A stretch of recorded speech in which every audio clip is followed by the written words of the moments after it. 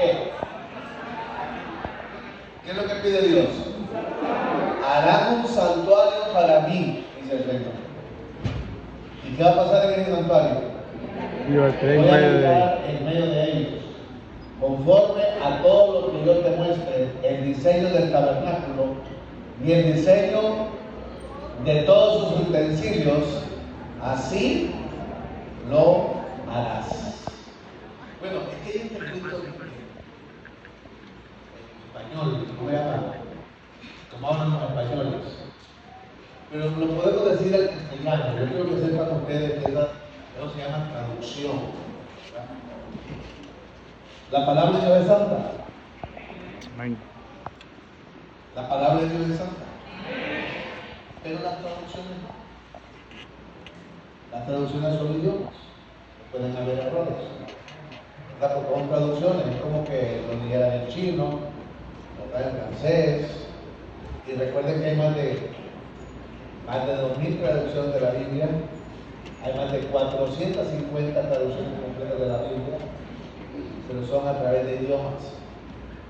Entonces yo siempre que leo la Biblia, lo leo en castellano. El castellano no dice haréis, habitaréis, tendréis. No. Entonces el castellano dice habitarás, tendrás, harás. Entonces dice el Señor, me van a hacer un tabernáculo, un santuario para mí, porque yo voy a habitar en ese santuario. Y en el tiempo antiguo, el santuario era así.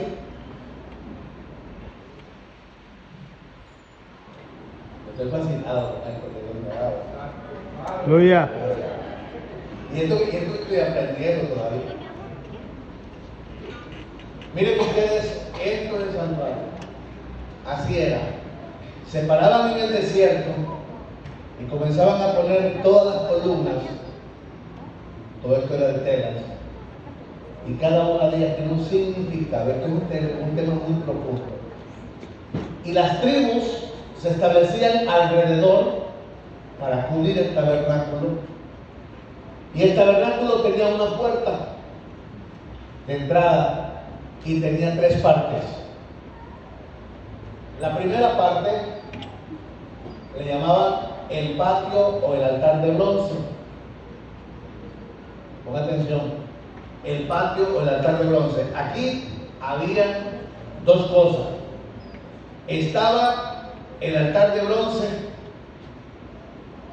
el lugar de los sacrificios, donde el sacerdote recibía de la gente los animales que iban a sacrificar, y todos los animales eran degollados en este lugar. Los sacerdotes que participaban de este sacrificio tenían una vestimenta, y esa vestimenta, al haber sacrificio, se manchaba. Entonces el sacerdote que participaba del sacrificio se iba a la pila de agua y ahí se lavaba. Y como el agua estaba en una olla, en una pila así de bronce, podía ver su rostro y se podía limpiar. Vean ustedes qué interesante. Y eso era el trabajo de todos los días, porque era aquí, en este lugar que se llama el patio o el altar de bronce, donde era el primer sacrificio. Ahí era el primer sacrificio. Ok. Luego, más adelante, habían sacerdotes que estaban autorizados por semanas para cruzar el primer velo. Aquí había un velo, ustedes lo pueden ver, como una tela, y tenían que cruzar porque dentro de este lugar, que tiene un nombre, el lugar santo, aquí estaban otras cosas de lo que significaba y que eran utensilios con mucho significado con respecto al tabernáculo. Aquí estaba la mesa de la proposición, donde se ponían los panes sin levadura. Y también estaba lo que era el candelabro, con las 7 llamas, lo que era un símbolo del Espíritu Santo, y también estaba lo que es el incensario, para el incienso. Ya vamos a ver ese detalle. Y luego tenemos un tercer lugar, que es el lugar santísimo. En el lugar santísimo, ahí era el arca del pacto. Y el arca del pacto era el lugar donde entraba un sacerdote una vez al año. Aquí, en el pacto, habían sacerdotes destinados a los sacrificios. Y aquí había otra selección de sacerdotes que entraban para hacer los cambios del aceite, el incienso, los panes, todos los días. Pero aquí en el lugar santísimo, una vez al año, entraba un sacerdote. Y tendría que ser el sumo sacerdote, y tendría que estar bien. El sacerdote que entraba a este lugar, entraba con un vestido, con unas campanitas alrededor. O cuando caminaba, las campanitas sonaban. Y mientras él estaba dentro del lugar santísimo, esas campanitas mientras sonaban, entonces los sacerdotes que estaban acá, en el lugar santo, sabían que estaba vivo. Si no sonaban, es que había muerto. La presencia de Dios lo había matado. Entonces, además de eso, él iba amarrado, iba con una cuerda en los pies. Porque si él estaba muerto, nadie podía entrar, porque el que entrara no había sido permitido por Dios y también moría. Entonces, con la cuerda lo alaban y lo sacaban de muerto. Ahora vean ustedes. Ese templo es el templo de Moisés. Y saben que ese templo también somos nosotros. El patio, el lugar santo y el lugar santísimo. ¿Saben lo que es el patio? El cuerpo, el físico. El lugar santo, el alma, los pensamientos, los sentimientos, las emociones, la razón, la inteligencia. Y el lugar santísimo, el espíritu de vida.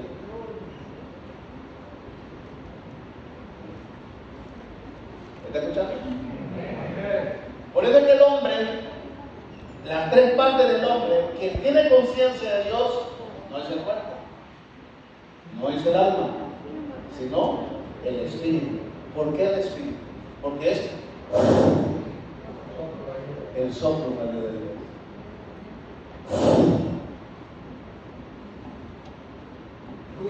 Y es ahí donde el hombre sabe que Dios existe. Pero lo que quiero enseñarles en estos minutos, el tiempo corre, es lo siguiente. Aquí está. Aquí está el cuadro con los nombres de cada uno de ellos. Miren ustedes, aquí la primera. La cortina que separaba la entrada entre el pueblo y el santuario. La puerta. ¿Quién es la puerta?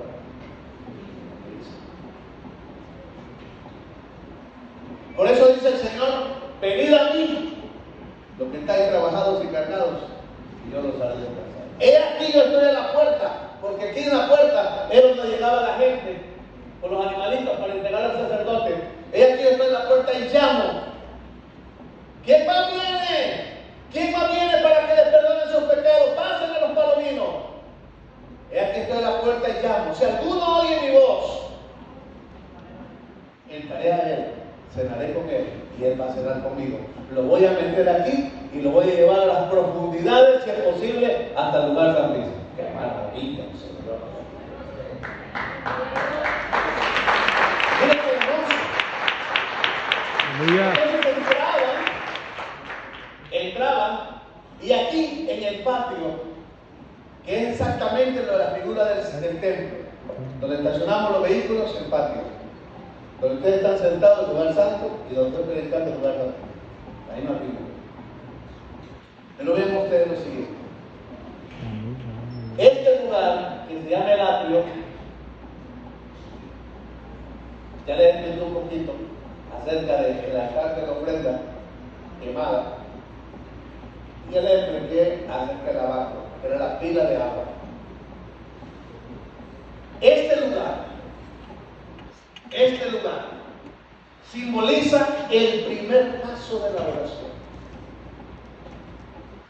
La mayoría de personas, la mayoría de cristianos se quedan orando en este lugar. Y tienen que aprender a romper el velo. Tienen que romper el velo para entrar al siguiente nivel. Pero la mayoría de cristianos que se debilitan y por eso el diablo los ataca y los vuelve al mundo, es porque solo se quedan orando en este lugar. ¿Cómo es eso? Porque este ámbito del atrio se llama el altar del arrepentimiento. Es el tipo de cristianos que viven en el mundo trabajando, haciendo negocios y pecan y no se aparta de Dios y solo pasa en una vida de arrepentimiento, de sacrificio. Perdóname, Señor. Tu palabra dice, y se viene la palabra que es un pecador. Perdóname, Señor. Y se viene la palabra y dice, soy un pecador. Perdóname, Señor. Y se viene la palabra y es un pecador. Y no pasa de aquí. Y solo ronda el lugar que se llama el Padre. Aleluya. Ese nivel de oración, de arrepentimiento. Perdóname, Señor. Y toda la vida con un sentimiento y con una vida de condenación. Se siente condenado, que Dios no lo ha perdonado. Y tiene años de estar en la iglesia y perdóname, Señor. No, es que no soy digno. Es que no puedo porque soy un pecador. Y tiene 20 años de estar en la iglesia y nos pasa lo mismo. Perdóname, Señor. Perdóname, Señor. Pero Dios no quiere solamente que estemos aquí. Dios quiere que rompamos el primer velo.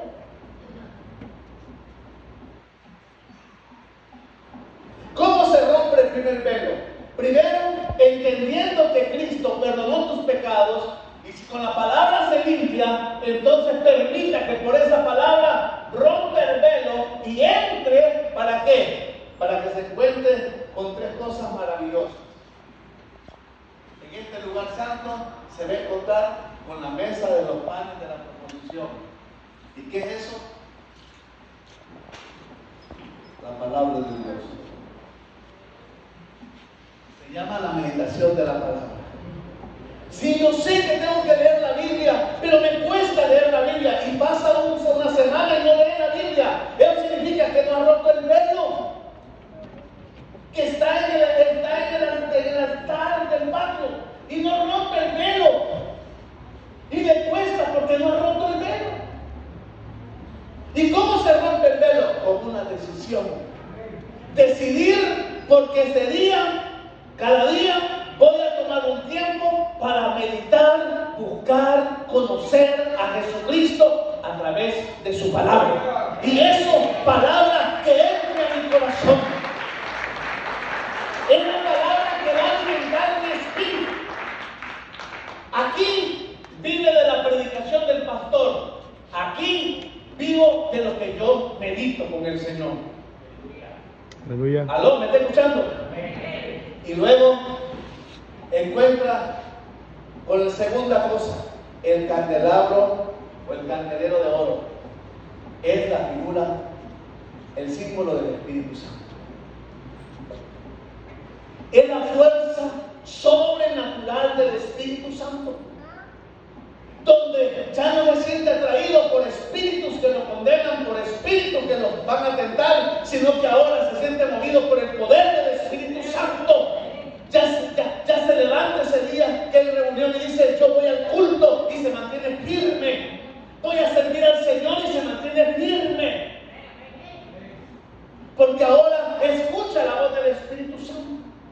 Ahora ya no cae en aquella contaminación de prácticas y de cosas indebidas, sino que dice, apártate, como tiene la palabra, como está comiendo la palabra, entonces el Espíritu le habla y dice, apártate, límpiate. Aleluya. ¿Y sabe lo que sucede? Se encuentra con la tercera cosa, el altar del incienso. ¿Qué es el altar del incienso? Comienza a dar su mejor adoración. Y el vecino dice, ese es un hijo de Dios. Y dice la familia, ya se convirtió en Cristo, hoy sí le creo. Y dice el jefe, oiga, ¿cómo ha cambiado el hermano? ¿Por qué? Porque el incienso significa la adoración que está recibiendo Dios y que hay un cambio de vida. Significa que pasó de un lugar de culpa a un lugar de refrigerio. Porque dice, arrepentidos y convertidos, para que vengan tiempos de refrigerio. Eso dice el libro de Hechos 3:19. Vendrán tiempos de refrigerio, porque el refrigerio es aquí. Aleluya. Y qué hermoso, porque los sacerdotes esperaban ansiosos en la semana. ¿Sabe qué? Era por turnos que entraban. A mí me gusta esa clase, le enseño yo cuando hablo acerca de cuándo pudo haber nacido Jesucristo. Pero lo más maravilloso de todo esto es que en aquel tiempo era por semanas. Iban por turnos. Pero déjenme decirle que ahora Cristo abrió el camino para que sea todos los días y podamos disfrutar de su presencia. ¡Wow!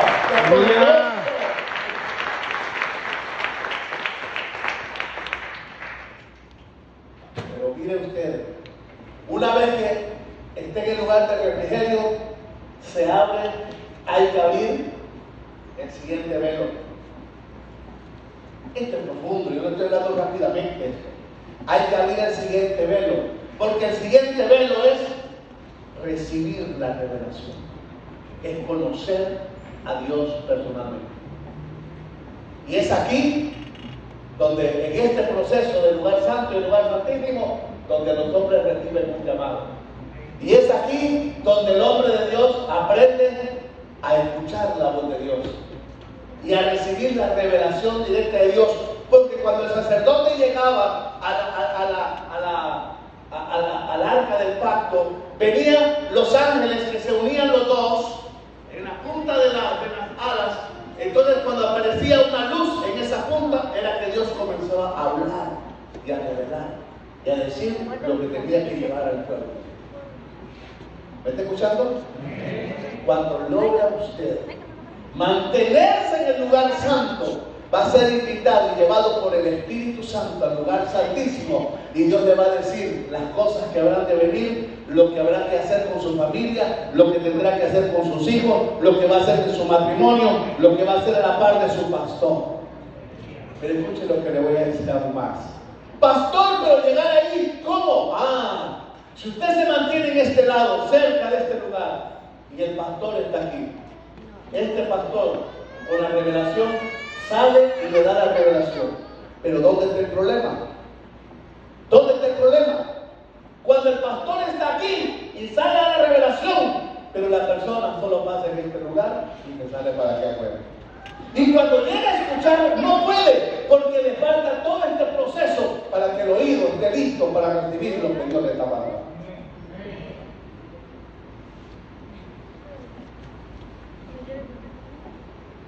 Todo eso es una vida de oración. Y cuando una persona se deleita en ese tiempo, cada día el tiempo que da, se fortalece su espíritu. Y es lleno de vida. Y llega un momento que sabe cómo tiene que encender, cómo tiene que comer, cómo tiene que levantar la mejor adoración. Y como que su oído se va acostumbrando y va desarrollándose de manera que ya sabe cuando Dios le está hablando. ¿Me están escuchando? Cierra sus ojos ahí.